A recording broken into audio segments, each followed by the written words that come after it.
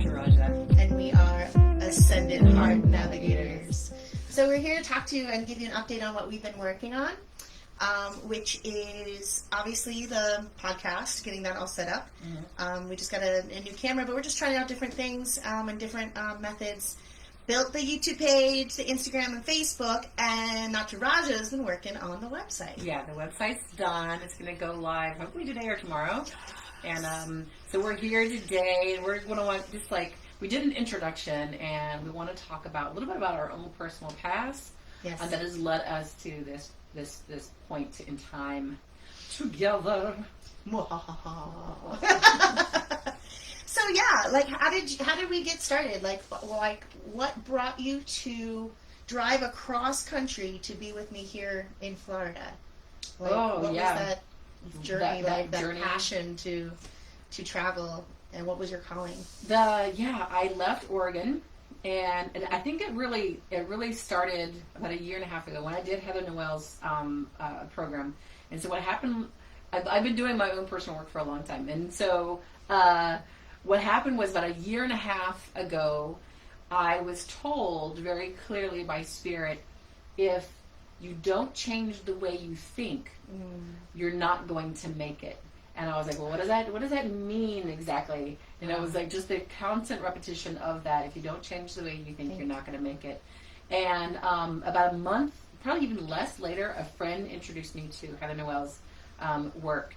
And so I did that work, and whoa, was I completely... The work with Heather Noel's 60-day transformation was basically to completely and totally change the way our mind works, and the stories and the programs and the thoughts that generate our reality. And that's what we're going to be talking about in this, is what 3D world is and what 5D is, and what it means to be creating or thinking things are happening to you rather than you are creating from within. And so I did her work about a year and a half ago. Wow. And then at the beginning of this year, I was told to reach out to her again, and she told me about her audiobook, and we'll also include links to her audiobook. Oh, The Giving Game? The Giving Game, yeah. So cool. And interactive, so it's really good for... like young people too, right? Mm-hmm. Which is surprising. Like you can share it with teenagers, and it's like choose your own adventure, like spiritual learning, and like how life is a game. But a really well done book experience. Audiobook is how you do it, right? Yeah. And so she created two different. There's a regular like audiobook which you can find on Google Play, and then there's the interactive game, which is like so super cool that you can navigate the book by the choices you make, and you can change the outcome, which is freaking amazing. Yeah. And so I listened to the audiobook, and that sent me off in another level of the 5D understanding of creation. And then I was told around like March, like right before COVID hit, I was told that my work in Oregon was done. Wow. And that was it. There's something else I needed to do, and so I packed everything up and put myself in storage, and I hit the road. I've been on the road with my daughter, visiting friends and family and staying with friends for like 6 months. We've been on the road for 6 months. Yeah, 6 months. Whew. Yeah. So that brought me here, and then I introduced the Giving Game to Meka, and then we are doing our first group transformational work with the Giving Game, and I've been mentored by Heather Noel. I just finished my mentorship program with her. And so now we're here, but to go back to the dream, back to the moment in time.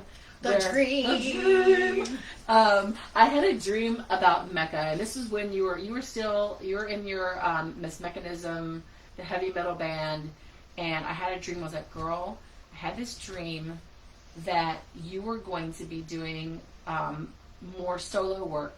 And the work that you're going to be doing is going to be specifically centered on healing, and it's going to be big. And so I shared that dream with you, and then jump forward like a year later, you messaged me, and I think that was at the end of last year, the beginning of this year. Mm-hmm. So you messaged me and say, hey, look, I'm doing this new CD project, and I have support and backing by a studio in LA that really is passionate about the project also. And I was like, I'm not a musician. I don't have anything to do with music really, apart from like circles, like women's circles. But I was like, I know that I have to be part of your project. Yes. And so I drove all the way over here from Oregon. Heck yeah! And so we really dropped in with each other, and we felt very deeply guided by Spirit that we're supposed to be doing a podcast, which is going to be part of your CD, your new CD project. So that was kind of like what brought me here to this point and then we developed the Ascended Heart Navigators. Meka heard the name. She was like, oh my gosh, that's it. That's what we're supposed to be. Just like, it's perfect. You know when the name is just perfect and then you just, feel it. And that's how we had that experience, because we were, of course, throwing out name ideas and going through that experience. But it felt like this is a journey. Mm-hmm. So navigation was really important. And of course, this is heart healing, very heart centric. And we're in the ascension process.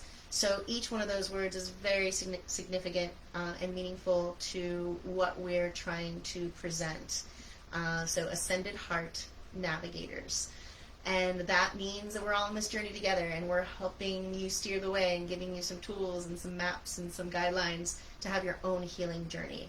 And, we want to be a support system for you, and share what it's like to not only have a podcast, but to create an album that is spiritual and heart-centric. And we're going to have a lot of special guests come in and talk to us, because they're going to be part of the album, and they're going to be part of the healing, whether they're musical or whether they're poets or storytellers or healers on their own. And what a great adventure to talk to people that inspire us and could be such a resource to others. Right, and learning so much from different healers. And also, what I'm super excited about is the aspect of vibration and frequency. And we're going to be talking a lot about that and what that means for the ascension of the heart. What that means with vibration and frequency, to be able to be moving from this 3D reality to a 5D reality. And what that means for like frequency, and when we go into the heart space, the heart, when we get out of our minds and go into the heart, it carries a different frequency, and that frequency really just like expands, and that frequency carries and connects to other people and to our planet and to our planetary system. And that's what the shift is we're moving into a different frequency. And so I'm really excited about the frequency vibration aspect of your project as well. And it's interesting because everyone's talking in the spiritual community. I know probably not in all of the music communities, and not all my friend groups know about what the shift is, but in my mechanism history, I put out 3 EPs over the past 10 years, which was Dance at the End of the World, which was kind of just facing this whole thing. This was all leading up to this moment. And it was from 2012, which is when that was recorded, until now. So it's really that journey.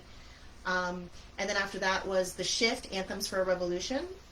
And then I went into The War Inside. So now it's really that inside shadow work that we've been working on. So here now, in such a new way, are we looking at what the shift is, the ascension process, the frequency change of the planet from 3D reality to 5D reality, which all sounds really strange if you haven't done any research on that yet. But the frequency of the planet is changing. So our reality is changing. And in order to have a comfortable shifting process or ascension process, it's important to really check in with ourselves on our feelings, emotions, traumas, and belief systems, which are creating our reality. And it's creating the reality for ourselves and others. We are the creators of reality. I was reading a book yesterday called The Mind's Eye, which was a gift from my friend Heather DeLancet quite a number of years ago. But it was definitely talking about how we're envisioning the creator as being something separate from Right. us. Mm-hmm. And it's really the creator in the book was saying, well, no, it's the process of, creation that is me. Right. Which is through all of us. Mm-hmm. So really shifting some of those beliefs and having those conversations here to try to wrap our brain around this concept. Because all of our training as humans up to this point in school or life experience has created limited beliefs. Right. Mm-hmm. So how do we go in there and check in with how we feel about ourselves, which isn't always a positive, which is something that is worthy work to work on our traumas and our beliefs about ourselves, and then our beliefs about the world and what powers we have over creating our reality. So really the content of how you feel creates the experiences in your life. Mm-hmm. And so it's important to know how you feel and to know how you're creating the experiences coming to you. And we really hope that is communicated here. And we're not perfect, but we are. Well, I am. But that's why we're here to have some personal experiences. Mm-hmm. So here's a personal experiences. Yeah. Personal experiences. We're also going to be introducing you guys to a lot of amazing inspirational speakers, and thoughts and ideas and understandings, awakenings and awarenesses that come from not only us but from other people who are getting the same messages as we are, who have been on this journey to transformation, this inner working that changes our world from the inside out rather than the reverse. And there's a lot of people who are saying, like Joe Dispenza is one of our favorites. Yeah. And scientifically, there's many different people who are looking at this from a scientific perspective, as our thoughts and our minds, and it's usually our subconscious thoughts that are creating our realities. And we're going to be talking a lot about when we go into the space of the heart and we are in a different frequency and we can access something different and this field, we're going to call it the field. Yeah. When we access the field, that is the place of creation where we can actually change our lives. Wow. From that place, rather than thinking life is happening to us, we are creating our lives. Wow. Right. And I think that's the most important thing to hear. I'm going to shout out Lori, Bridget, Goran, and Sandra for watching. I love you guys. It's so cool. Bridget's like, I'm here listening to you. She's being creative. Bridget is, as we know, an incredible painter. Right. We know. Sharing that with you, and spiritual healer herself. And it's cool that we do have this network of people. And Goran is a incredible, comedian, like a heavy metal comedian, another dear friend. And, Sandra is in the metal world, and, all these different people, all coming together. I really like this opportunity, because I do come from a rock and metal scene, as well as the spiritual community, as well as the Ren Fair community, as well as, all these different worlds. Japan, which has a completely different relationship with the divine and spiritual health. So this is a cool coming together, this bridge of communication, and we can all explore this together, because we are going through a lot, and it's interesting to try to understand that. Right. And we recently heard a talk that was very inspiring for both of us, I think. And she's a psychic, and she connects to the other world. And the information that she was getting was incredible. We'll probably also share that information as well. The information that she was getting from the spirit world is that you might be able to explain it a little bit. Is it Lori Ladd? No, not Lori Ladd. No, she was the psychic that was talking about art and music. And that was one of my favorite moments. Right. Mm-hmm. How art and music is actually when you're the most present. Kyle Cease was talking about this too, who's a comedian, spiritualist who I totally dig. Mm-hmm. And I was so the platform for your listeners is like the power that we can connect to through art and music. Which is that connection to your mm-hmm. higher self. Right. It's when you're most connected mm-hmm. is either creating or experiencing art and music. That's how you can know the highest expression of ourselves mm-hmm. is through art and music. Right. Expressing yourself. To me, it is so important to either express yourself or find someone that you do resonate with who expresses themselves authentically, that resonates with the authenticity in you, so that you are feeling connected to your highest self. And we talk about higher selves, we talk about higher hearts. What does that mean? I think you can feel the difference. Like right. when you're in your lower frequency emotions, which we all experience, right. Sadness and depression and confusion and anger and doubt and fear, that is, one frequency of our existence. But when you are feeling this elevation of self, you're in gratitude, you're feeling... And you're out of your mind. Yeah, like you're not in the frontal lobe. You're not in the frontal lobe. You're Thinking, accessing something. Right. You're lifted. There is like a lifted feeling, right? Mm-hmm. And your thoughts are different. It's not all here trying to figure out, you're solutions in an and emotion. potential problems. You're lifted, and you're just feeling this lift, like that feeling when you're at a concert and you're no longer worried about, your bills and your problems. That experience when you're looking at a painting and you just feel transported to another place, which is above your thinking mind. Right. That's the way I describe it. Right. That's a great way of saying it. So if you're doing any kind of if you're like movement, music, like anything painting, that's artistic or creative, to be able to allow yourself to access your emotions, and this is something that we're going to be talking about a lot is when you're able to identify what you're feeling, those feelings are the feelings that are directing your lives. And I think art and in the arts, you're able to access your emotions more easily. Right. And so you can identify what's happening within you a little bit more easily, instead of when you're thinking you're all into the intellect and you're not connected to what this is. And that feeling is what actually is, that feeling is a vibration, right? And that vibration actually sends out messages, and those messages are attract your right, right reality. Exactly. That's so funny, because I often don't know how I feel until I express it. So that's why I definitely have to sing or make music or express myself in some way, or have deep, meaningful, higher self conversations with others, like Nataraja. If anyone's out there is feeling like that, we are available for appointments to have those type of conversations and healing work. And we do have a network of healers that we can guide you to for your right higher self conversation, which is some of the healing. It is looking at some of our traumas and realizing how our belief systems got created and why we're operating through those same cycles. And we had a great session with someone yesterday who had that had an amazing breakthrough about a belief system. Huge. So that was awesome, and we definitely offer up that service to you guys if you're wanting to work through some deep stuff. Yeah. So let's talk about what brings you on this path and.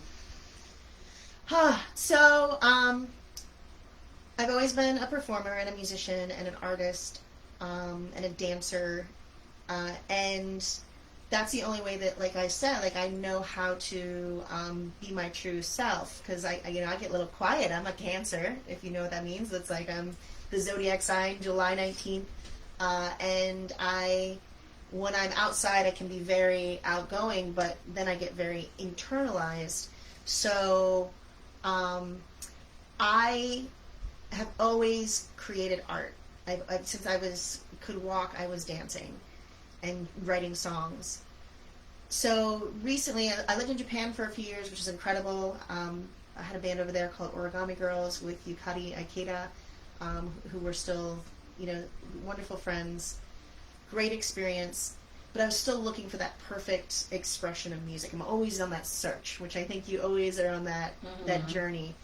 And then have had a wonderful time doing Mechanism, still doing Mechanism stuff, but always in new ways.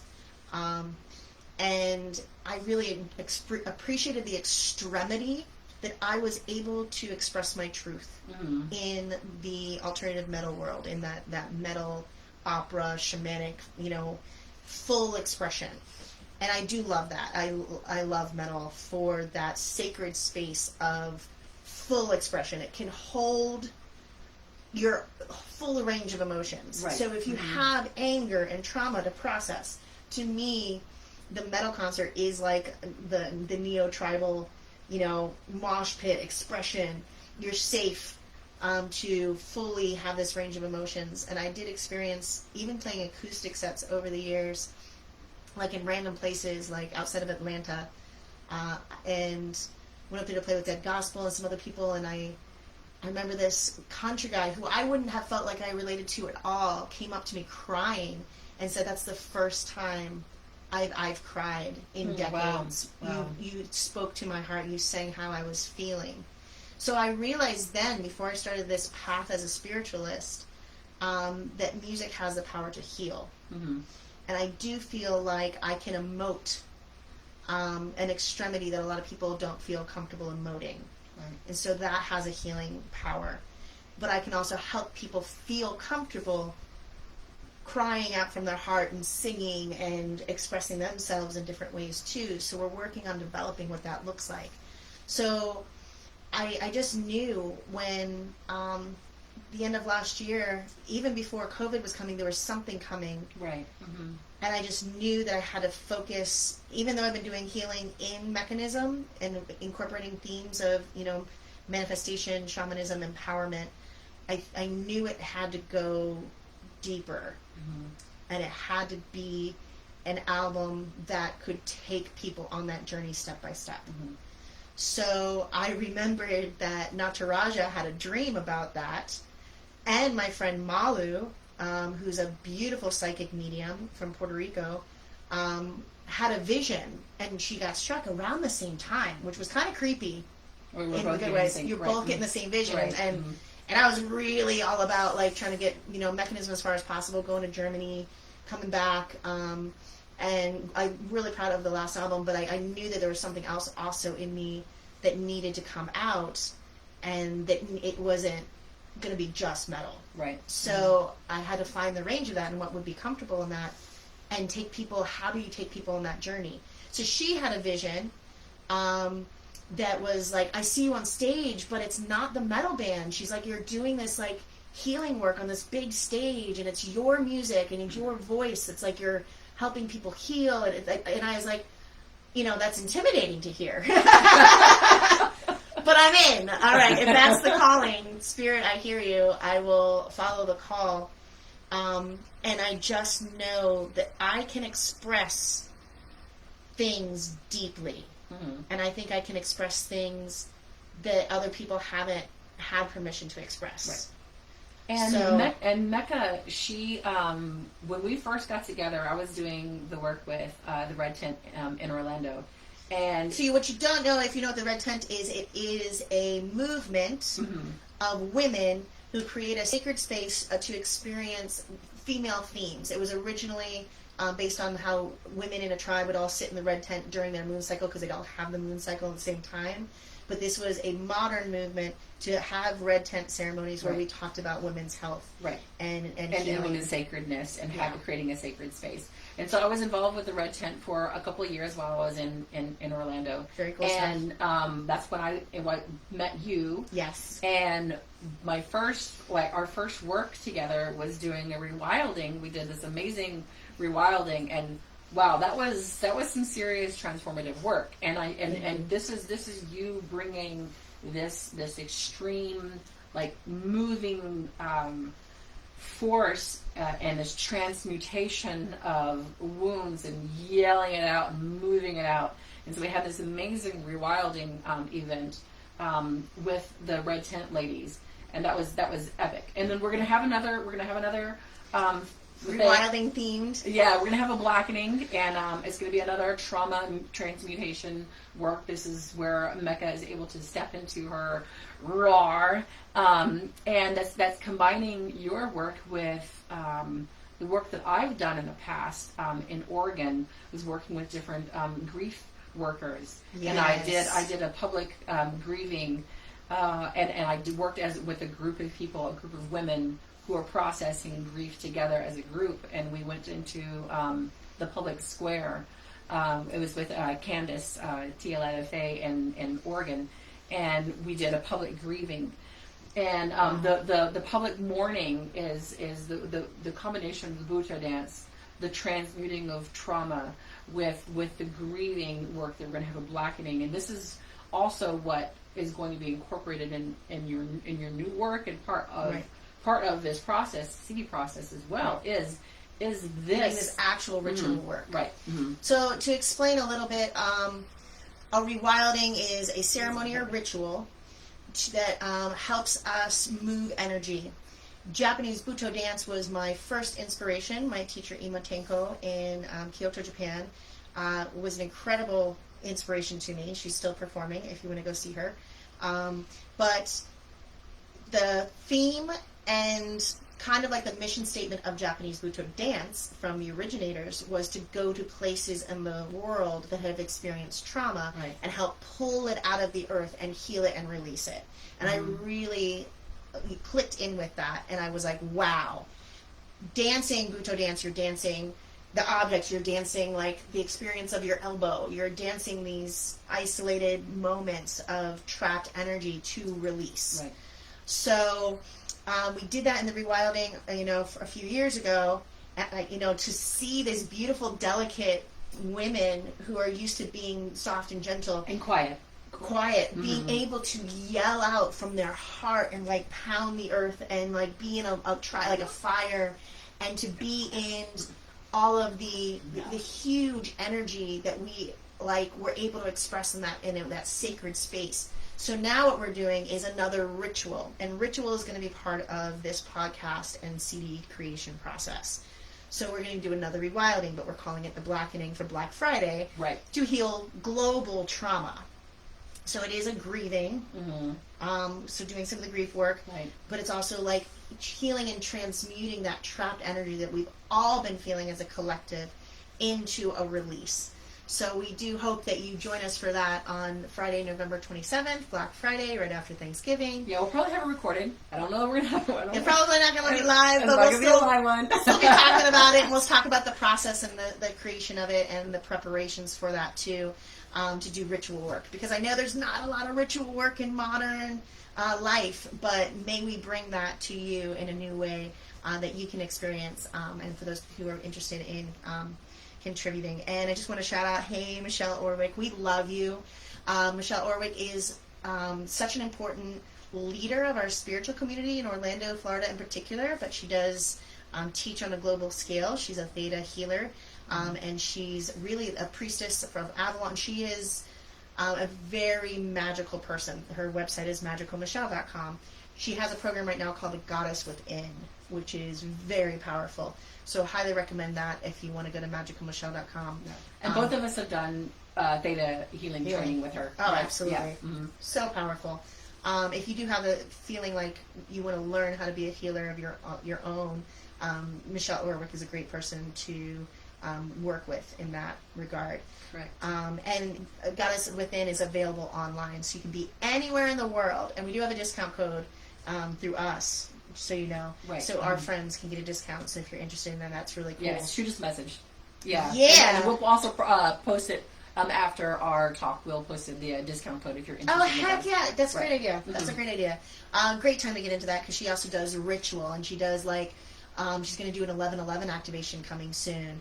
And that's Wednesday. That's actually big. That's even like Lori Ladd. There's everyone's doing that. Everyone's 11/11 global meditation of huge. So let's mark that date as a day that we're really focusing on connecting together and raising the frequency of this planet out of fear, out of anger, out of the divide, out of conflict, and we're raising it into a place of love and compassion.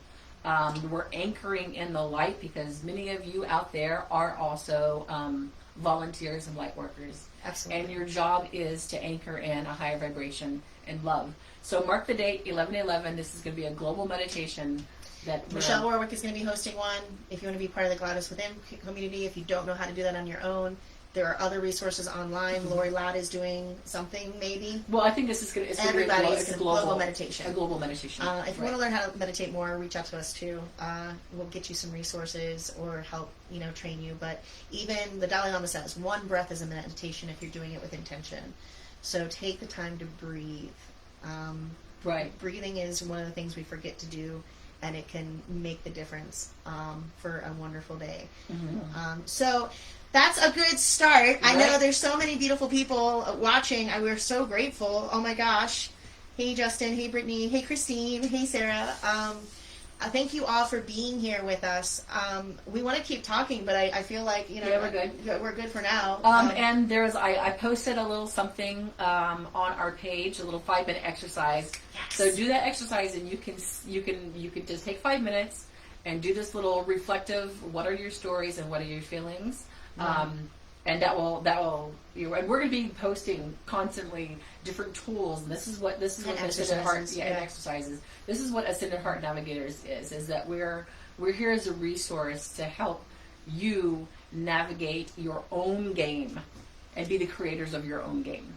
Yeah. Right. When the game being life. Right. And life is game. Life is a game. And I mean, I know Earth is like the hardest level of existence, so sometimes it's really rough, but we're here for you. Mm-hmm. And I promise, It's like level like we all get out of this, you know, and we can all go through this, and you know, we're just learning the lessons. So let's make them as easy as possible, so we don't have to keep relearning them. I mean, that helps. But sending you so much love wherever you are in your day. And I'm looking forward to connecting to everyone in so many different ways. I feel connected to everyone now. But yeah, you know, check in, you know, like, follow, subscribe to YouTube, Instagram, and Facebook for Ascended Heart Navigators, and we'll have up the website. And yeah, participate, you know, and we see you and we love you, and we're so excited to share this journey with you. Thank you, dear travelers. Dear travelers, for traveling with us. Have a beautiful day. Bye.